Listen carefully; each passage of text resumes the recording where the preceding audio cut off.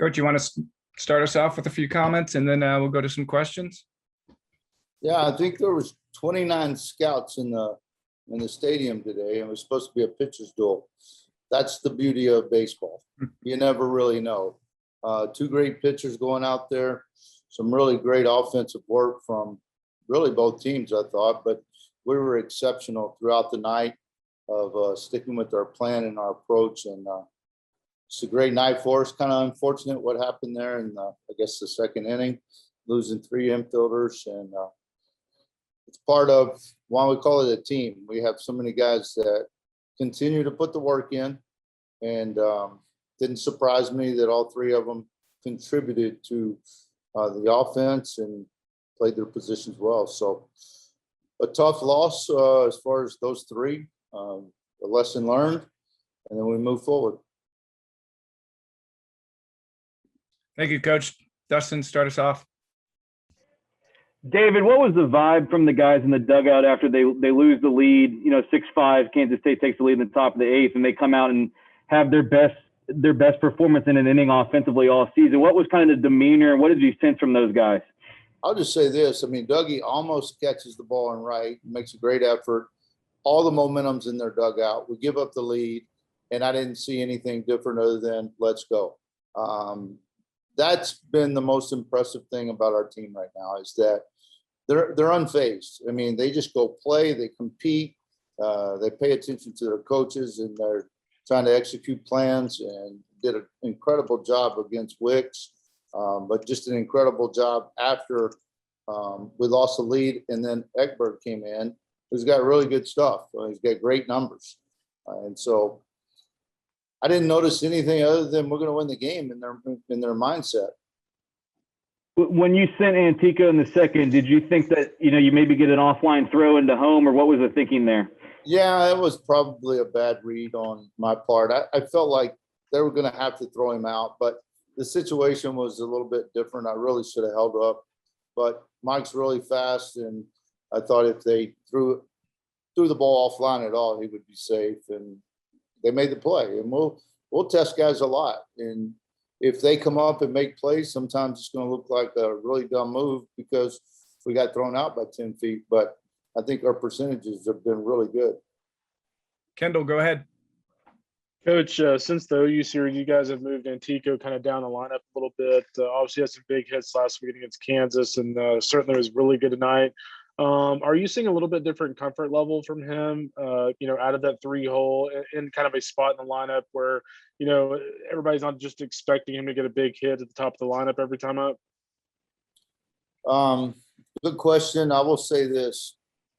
The balance in our lineup has really been good since we went into KU and kind of established this lineup. Tomorrow you'll probably see him at the top, not because he had a good day, but because we have three less players in our lineup, but somewhat a combination. The thing I've noticed with Mike is that he's been really good on pull side and has struggled quite a bit going the opposite way. And we're not asking him to push the ball to left field because he has power and he can drive the ball, but just really staying close and staying on the ball and trusting himself on the inner half, which is his strength. And it takes time. I mean, he's faced some pressure. I mean, he's had to deal with some adversity. Had a good meeting with him this week and basically said, we've got to continue to believe in what we're telling you on this. And just for him to go out and just have really good at bats, I think the only out he made was a line drive to the shortstop. And real quick, Jordan Wicks and Ty Madden. What were your thoughts on those two just from a stunt standpoint? I thought both of them were just a little off tonight.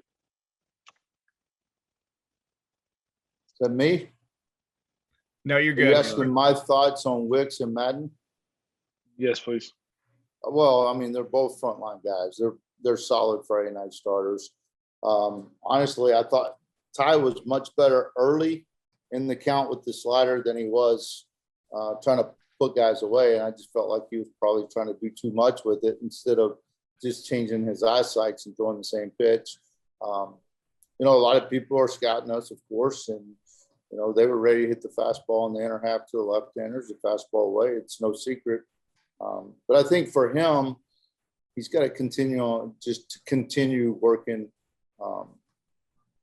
and improving his command. And I don't really care if he goes to a third pitch. I just like to continue his work towards his command on his 2 pitches. And Wicks is really good. I mean, I thought we had a nice plan with him. He's really good with the changeup. I thought he was trying to get us out more with the changeup. When the fastball jumps on you, and he'll throw it all the way in. He'll go black in with it. So nice job by our offense. But both guys are big time arms. Got 2 last ones. Danny, go ahead. David, what was the reasoning that you were told why Trey and Mitchell were ejected?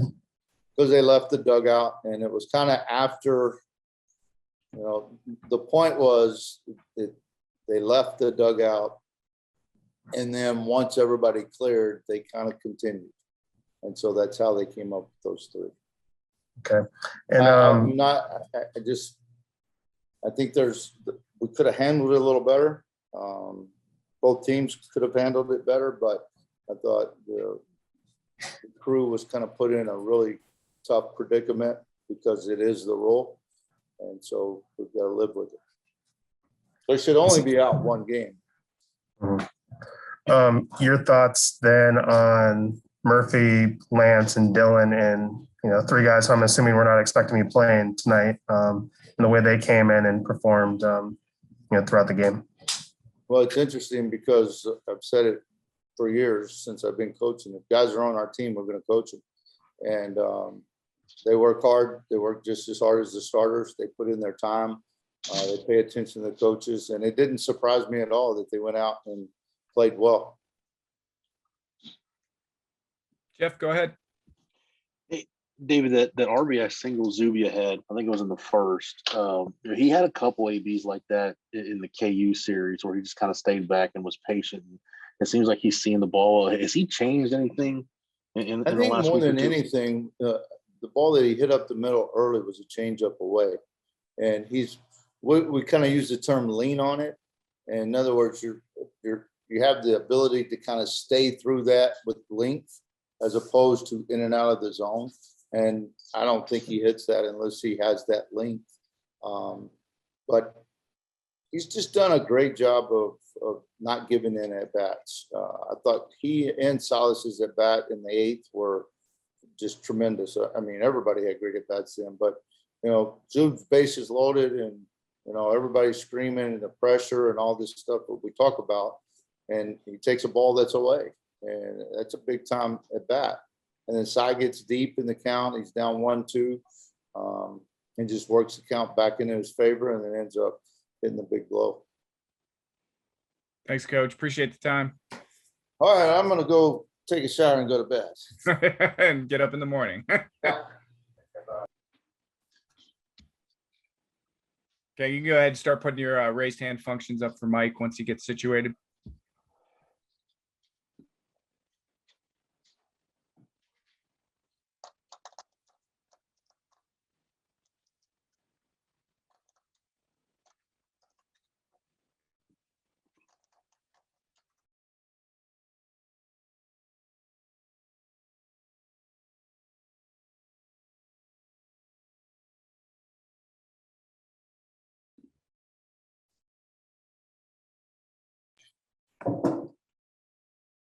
Can you hear us okay, Mike? Oh, great. Gotcha. We'll start with Danny.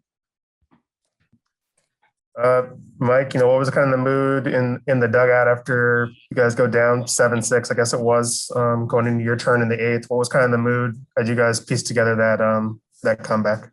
The mood was kind of like, this is why we work. This is why we practice. In very difficult situations, we practice game like a lot. You know what I mean? And it's for moments just like that, down by 1 run in the 8th inning. And you got to get it done. Dougie starts with a double. I get a base hit, knock him in, tie the game. Next thing you know, the whole thing just unfolded for us. So the mood was, this is why we work every day. This is why we practice as hard as we do. Yeah. And winning a game like this, conference opener, just how hot is this team? How confident are you guys playing right now? I mean, a lot of people have been saying it, and I'm going to say it as well. It's a special team. You know what I mean? You saw it firsthand. 3 guys get ejected. You got 3 guys right behind them, ready to go. They all did their job well tonight. So, I mean, those 3 guys would be starting on any team, you know, in Division I baseball. So, um, it's a hard thing to do to stay ready like that. So you got to give them huge props for coming off the bench and being ready. But it just shows you how strong this team is, how deep it is, and you know it really showed our character tonight in the win. Jeff, you're up. Yeah, Mike, to that point, can you kind of walk us through that play at the plate when everything unfolded, just how it unfolded for your point of view? And then what do you guys go through as a team to put that behind you and move on from it? Right. I was coming around third base, and I had nowhere to go. You know, he caught the ball. He was in front of the plate. He caught the ball. I was coming. I had nowhere to go. If I slide, I probably hurt myself, or him. I would spike him. You know, if I go around him, I would be sliding into nowhere. So I kind of just braced the impact, and you know, I just took the hit. I didn't try to like put my weight into him really. I just kind of tried to stopping him because I was dead out. I had nowhere to go. You know, and then I guess the kid kind of stood up, and everyone got all crazy, and you know, I got out of there as soon as I could because I just know the ejection rules, and I know, you know, it could be costly, but in the heat of the moment, the guys just kind of came out and were just having my back or whatever, and you know, once they were ejected, it was kind of like I was saying before, just the next man up. You know, these guys practice with us every day. They're ready to go. So, you know, you never know what's going to happen. It's a crazy game, and it was an unusual situation tonight where it was their turn, and they all showed up. So very proud of them for that. Dustin, go ahead. Mike, is Cam Williams going to be your first pick of like a tag team wrestling match now? I mean, he was right there ready to take on some people for you. And what's working for you in the batter's box right now? It seems like you found something this past weekend at Kansas. Seems like your swing's in a really good place right now. What's allowed you to really barrel the ball consistently? Yeah, first off, I would go to war with Cam Williams. I would. He's a special kid. But for me personally, you know, I owe my life to these coaches, man. Like Coach Pierce giving me the opportunity every day to play center field. It's a special thing. You know, I'm coming from out of town, different school or whatever. You know, he doesn't have to. He hasn't had to stick with me through and through, and he has. So I'm so thankful for him.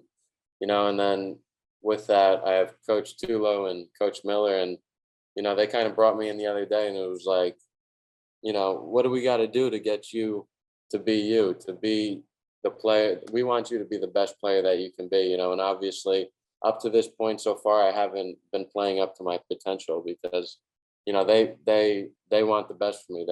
They think that I could, you know, do anything that I would like to do on a baseball field.